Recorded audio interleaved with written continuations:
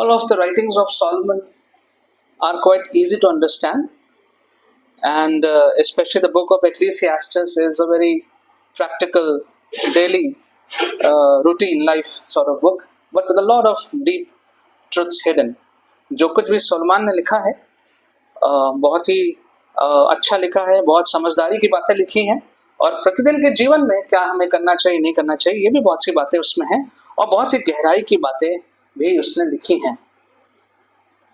And in today's passage, the question is, how do we worship in the house of God? How do we step in the house of God when we are going for worship? जब हम परमेश्वर के भवन में जा रहे हैं आराधना करने के लिए, तो हमारे कदम किस प्रकार के हैं, किस प्रकार से हम परमेश्वर के भवन में जाते हैं और वहां पर आराधना करने के लिए हम क्या करते हैं. This is the question that we have this morning, and this is what the writer is also trying to say in these 7 verses. ये सवाल हमारे सामने है, और लिखने वाला जो है सुलेमान, वो इन बातों को, कुछ बातों को हमारे सामने रखता है. The first verse itself says, guard your steps when you go into the house of God. Hindi में क्या लिखा है इस सेंटेंस के लिए? जब तू परमेश्वर के भवन में जाए तो सावधानी से चलना. And the Bible talks a lot about guarding our steps. हमें अपने कदमों को कैसे संभाल के चलना है, सावधानी से चलना है. बाइबल इसके बारे में कई जगह पे काफी बताती है. It means that God wants us to be careful of where we go and the manner in which we go.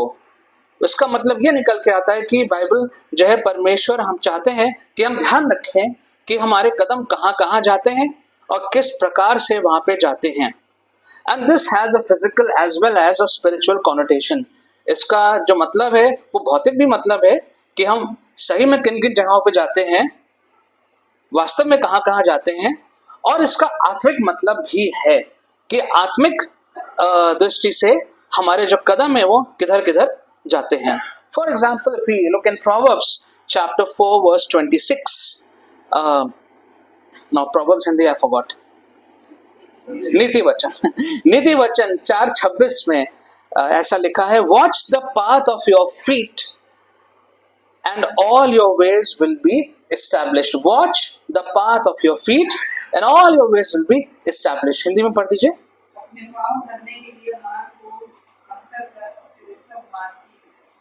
अपने पाँव का जो मार्ग है उस पर ध्यान रख, और आगे तो जो भी करेगा वो ठीक होगा. Psalm 119 verse 133, and I'm reading from the New Living Translation. Guide my steps by your word, so I will not be overcome by evil. Hindi में पढ़ दीजिए. 119, 133, 133, 119, 133.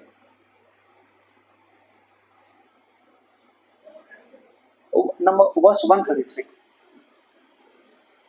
Or have I got it wrong?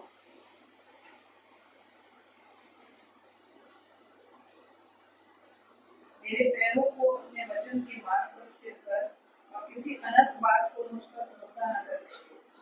मेरे पैरों को अपने वचन के अनुसार स्थिर कर. And Psalm 37:23 says, the Lord directs the steps of the godly. He delights in every detail of their lives. Bhajan 37:23.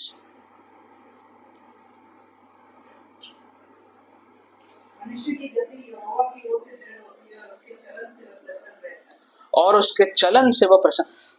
So the point is that, and there's many more Bible passages that talk about the steps of man. मनुष्य के जो कदम है वो कदम कहाँ कहाँ पे जा रहे हैं. Even there's a very old English proverb, अंग्रेजी का एक बहुत पुरानी कहावत है, fools rush in where angels fear to tread. बहुत पुरानी कहावत है कि मूर्ख जहां पर स्वर्गदूत भी जाने से डरते हैं, कदम डालने से डरते हैं, वहां मूर्ख जो है वो तेजी से घुसे चले जाते हैं. So in today's passage, the philosopher King Solomon is asking a question which people usually don't think about or they don't care. Suleman यहाँ पे जो दर्शन शास्त्री है, फिलोसफर है, वो सवाल कर रहा है. वो सवाल ऐसा है जो कई बार हम लोग सोचते नहीं है, या सोचते भी होंगे तो ध्यान नहीं देते हैं उस पे. And the question is, how do you step into the house of God? परमेश्वर के भवन के अंदर कदम किस प्रकार से डालते हैं? What is in your heart and mind as you enter the church for worship? आपके दिल और दिमाग में, मन में क्या है? कौन सी बातें हैं, कौन से विचार हैं जिनको लेके आप कलीसिया के अंदर परमेश्वर के भवन में प्रवेश करते हैं? And as you think of that, the fact is people go to church for all kinds of reasons. लोग जो है वो कलीसिया में, चर्च में अनेक प्रकार के कारणों से जाते हैं. Some go to meet friends. कुछ जाते हैं कि उनके वहाँ दोस्त हैं, उनसे मुलाकात हो जाएगी.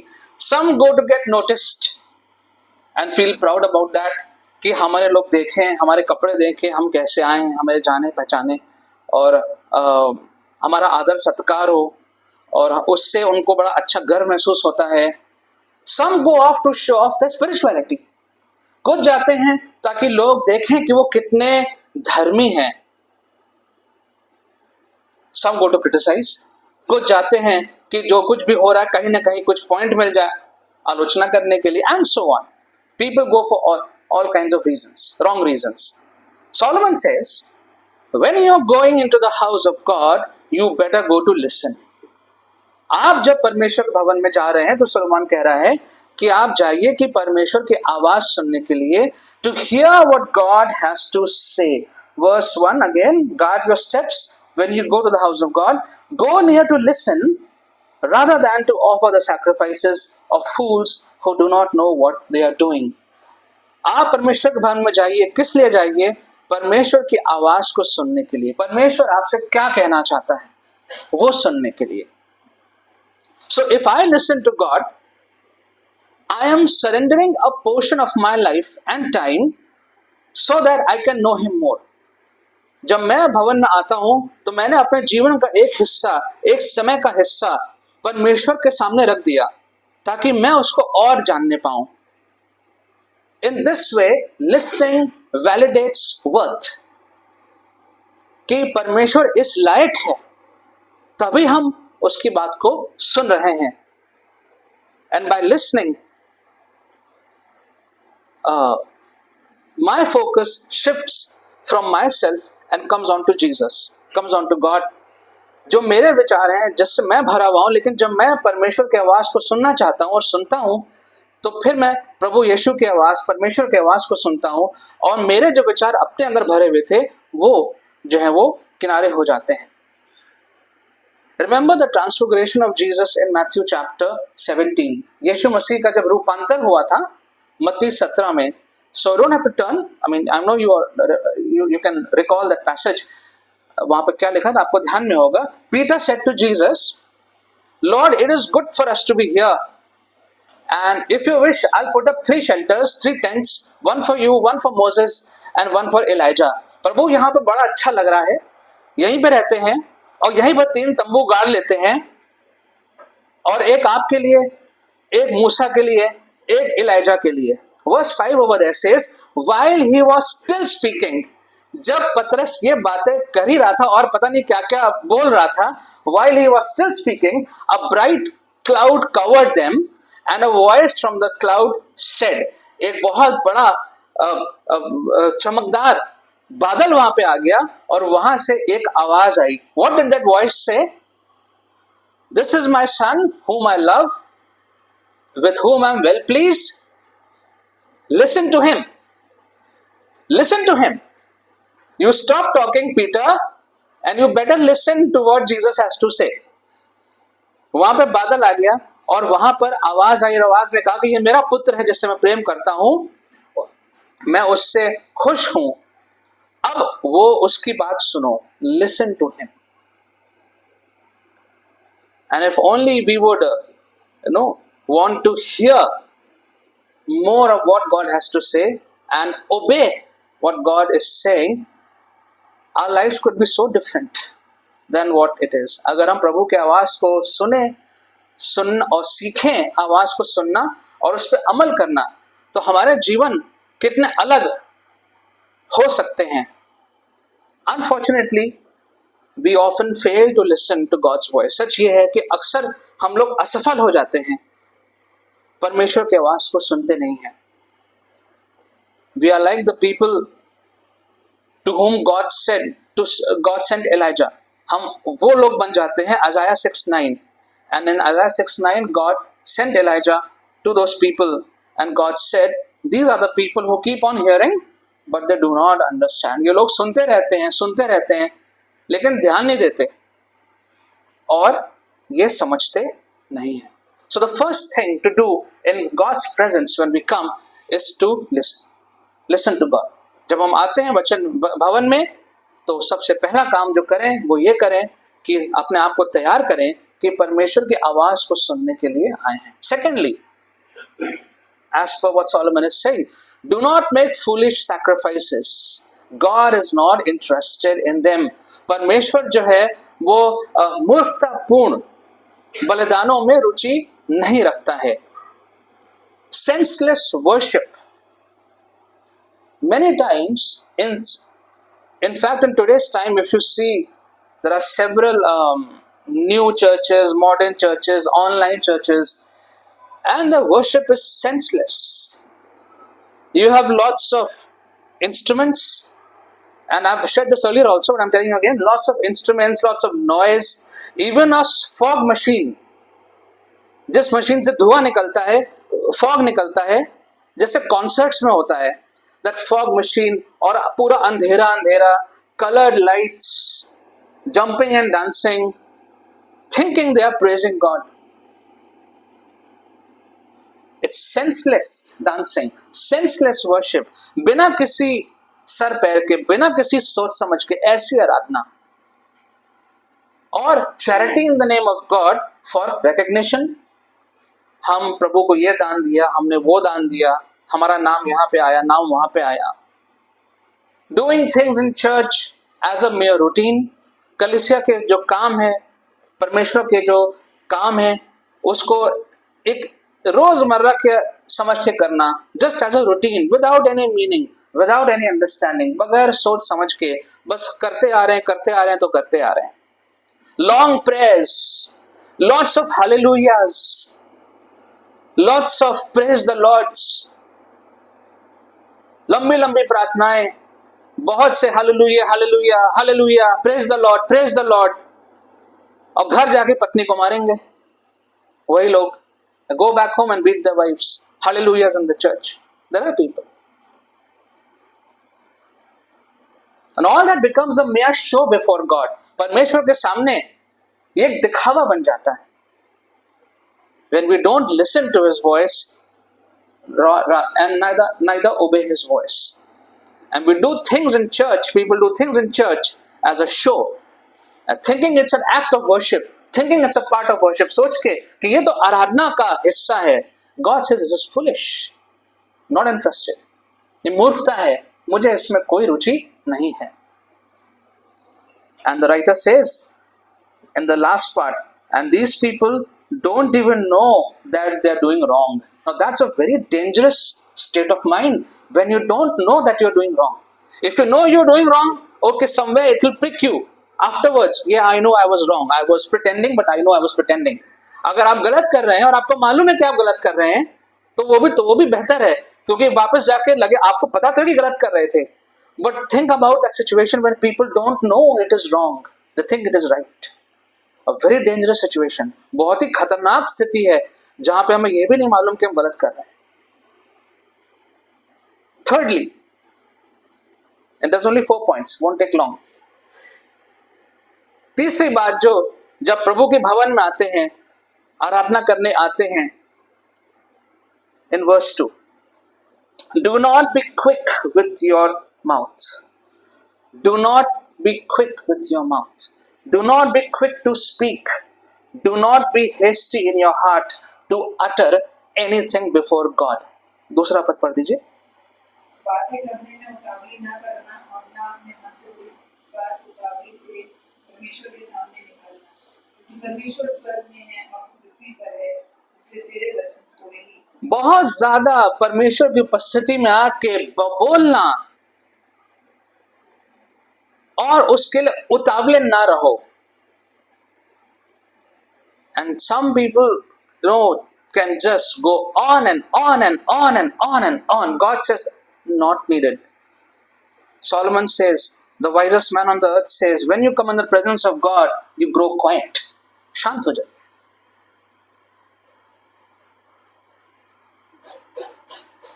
Don't be quick to speak. एकदम से ज्यादा बोलना. You grow quiet before God. परमेश्वर के सामने शांत हो जाइए. Don't be in a hurry before God. परमेश्वर के सामने बहुत जल्दी उतावले मत रहो.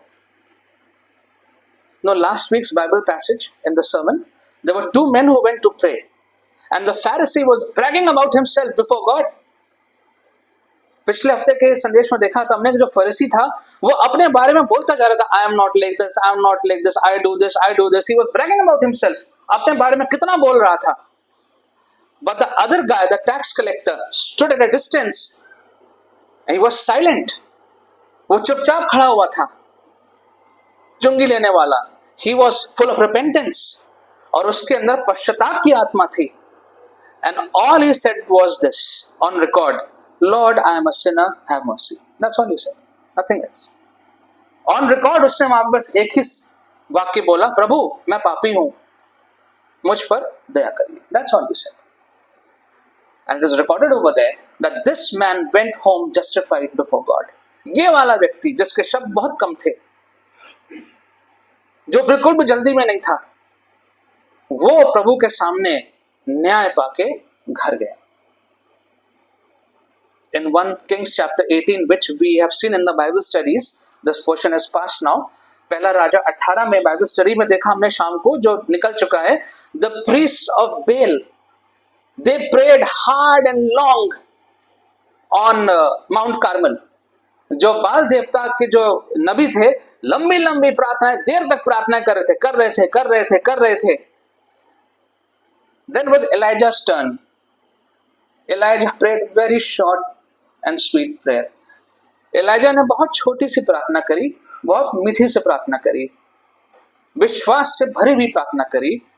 And God heard Elijah's prayer and beautifully answered Elijah's prayer. 1 Kings chapter 18. प्रभु ने उस एलाजा की छोटी सी प्रार्थना को, मीठी सी प्रार्थना को सुन लिया और उसका जवाब बहुत सुंदर तरीके से दे दिया. Fourthly and finally, when we are in the presence of God,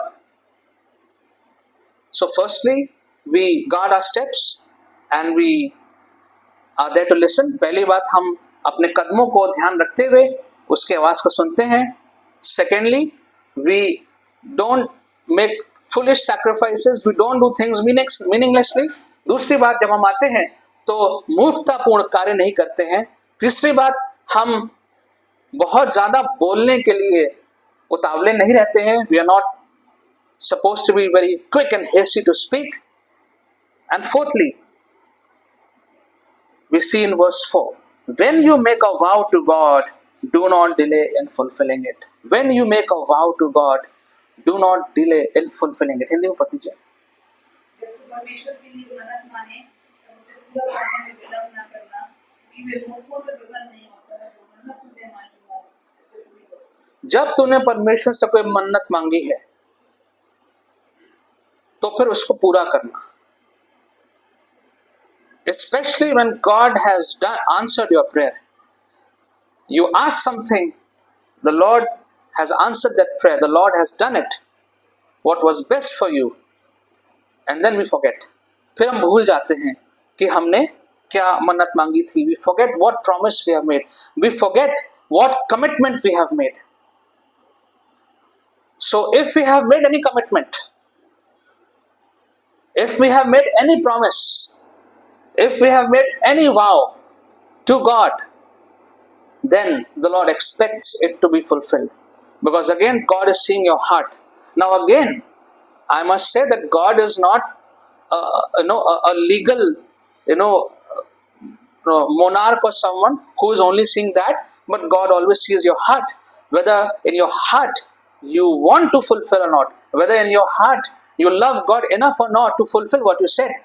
इसका मतलब ये नहीं है कि परमेश्वर जो है बस एक न्यायाधीश की तरह बैठा हुआ है देखने के लिए कि आप करते हैं कि नहीं, बट वो हमारे हृदय को देखता है कि हमने जो बात कही, जो बात हमने समर्पण किया, उसको फिर हम पूरा करना चाहते हैं कि पूरा नहीं करना चाहते हैं। And often actually we try to do business with God. कभी कभी हम लोग व्यापारी बन जाते हैं, परमेश्वर के साथ व्यापार करते हैं, सौदा करते हैं।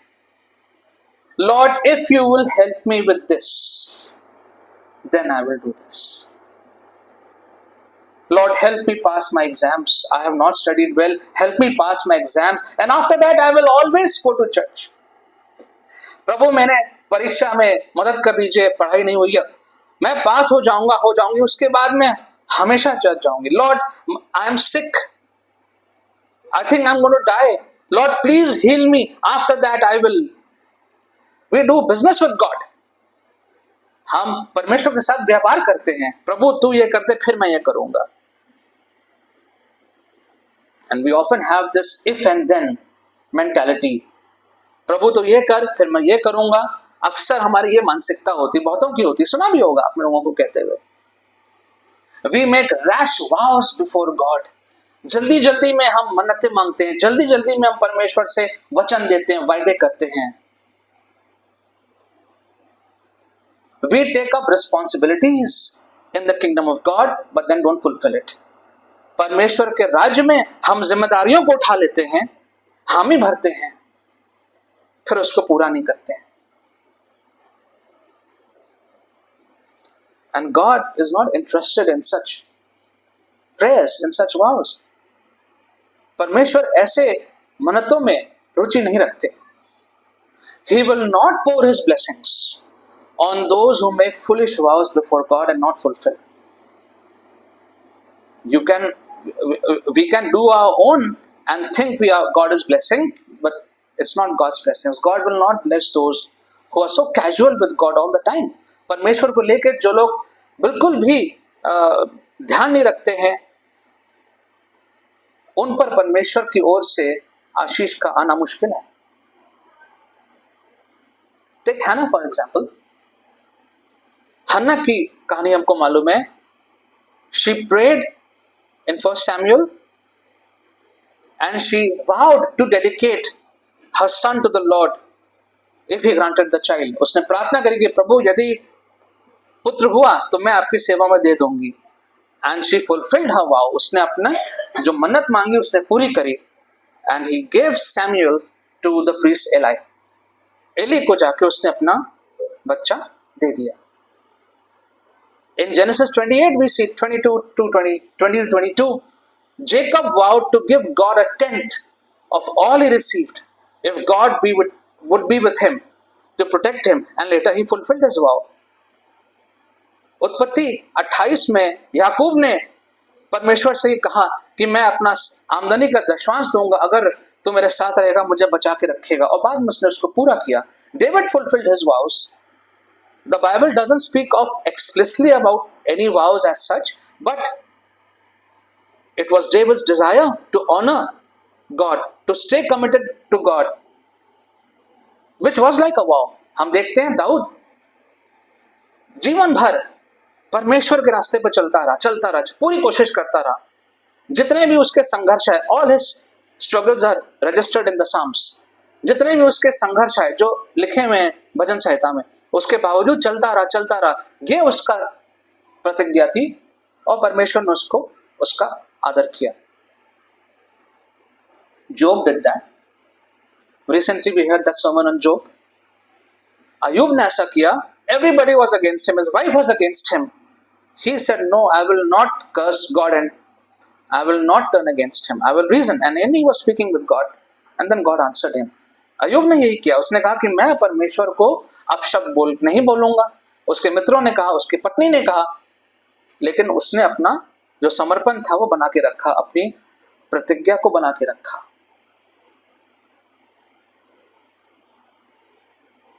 And so as we reflect on this passage and upon this aspect of our worship, जब हम अपने आराधना को परमेश्वर के सामने आते हैं, भवन में आते हैं, जब हम इसके बारे में आज सोच रहे हैं, तो इन सब बातों को मैं जल्दी से सम अप कर देता हूँ. Let me sum it up for you.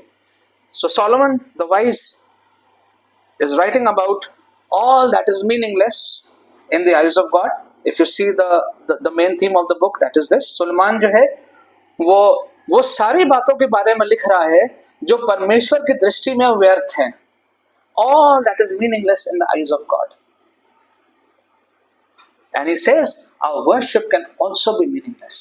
वो ये कह रहा है कि हमारी आराधना भी व्यर्थ हो सकती है. If we are not guarding our steps, अगर हम अपने कदमों की रखवाली नहीं कर रहे हैं, if we are not listening to his voice, अगर उसकी आवाज को नहीं सुन रहे हैं, if we feel content and happy with useless sacrifices, मन में हम बहुत खुश हैं, संतुष्ट हैं, वो सारे मूर्खतापूर्ण कार्य जो कलीसिया में कुछ लोग करते हैं. If we talk too much before God, trying to please him with our own words, अगर हम प्रभु के सामने बहुत सारे शब्दों को रखते हैं और सोचते हैं प्रभु खुश हो जाएगा हमारे सारे शब्दों को सुन करके. If we cannot wait on God, अगर हम परमेश्वर का इंतजार नहीं कर सकते हैं, and if we delay in fulfilling our promises to God, जो भी हमने परमेश्वर से मन्नत मांगी है, वायदा किया है, प्रतिज्ञा करी है, उसको अगर पूरा नहीं करते हैं, then all of this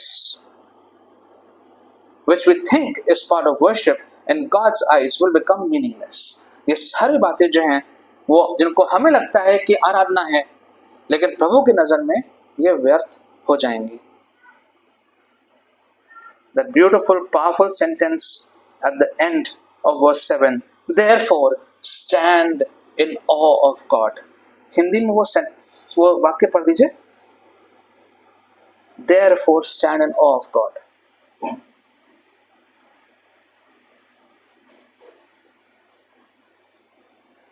verse 7 के एंड में. जी जी. सबसे अच्छी बात है कि परमेश्वर का भय मान. अगर हम परमेश्वर का भय मानते हैं तो ये सारी बातें गलत दिशा में जाने से रुक जाएंगी. If we fear the Lord, if we are aware of God's nature, His character, and if we know God personally in a relation, जब प्रभु को हम व्यक्तिगत रूप से जानते हैं, तो फिर आप गलत दिशा में जाने से अपने आप रुक जाएंगे. And so as we worship Him, we must be mindful that God is sovereign. हमारा परमेश्वर जो है वो पूर्ण रूप से पराक्रमी है. He is majestic, शानदार है. He is very powerful, बहुत शक्तिशाली है. He is the owner of the church. We will come and go. In your lifetime, 27 years, pastors have come and gone. We'll be gone one day. God, Jesus is the owner of the church. This is His house. ये यीशु मसीह का घर है. Worship is worship. आराधना करने का मतलब है कि यीशु कौन है, उसके महत्व को हम जानें. And let's do it in all sincerity and purity. इसको हम बिल्कुल सच्चे मन से और शुद्ध मन से करें. Let's pray. Father, we thank you that you have given us this beautiful place where we can step in and in the calmness and quietness of the surroundings and of this place just be able to worship you. प्रभु हम धन्यवाद करते हैं इस जगह के लिए, स्थान के लिए, इस भवन के लिए कि इस शांत वातावरण में हम बैठ के आराधना कर सकते हैं. Lord, as we step in and stay here for a couple of hours, we pray, Lord, help us to hear your voice. Help us to talk less, but to listen more and to listen your still small voice. प्रभु जी, हम आपकी आवाज को सुने, अपने शब्दों को कम कर दें और आपके विचारों को, आपकी आज्ञाओं को हम सुने और ध्यान से उसको अपने जीवन में उतारें. Lord, as we sit here, we make so many commitments. Help us to keep them. यहाँ बैठे बैठे हम बहुत सी मन्नतें मांगते हैं, बहुत से प्रतिज्ञाएं करते हैं। Help us Lord to keep it, कि उनको हम पूरा करने पाए।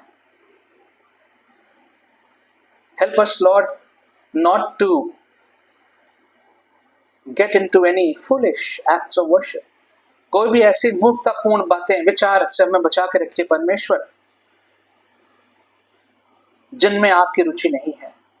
Help us, Lord, to remain focused on our Lord and Master Savior Jesus Christ. हमारा ध्यान हमारे उद्धारकर्ता यीशु पे सदैव लगा रहे। In Jesus' name.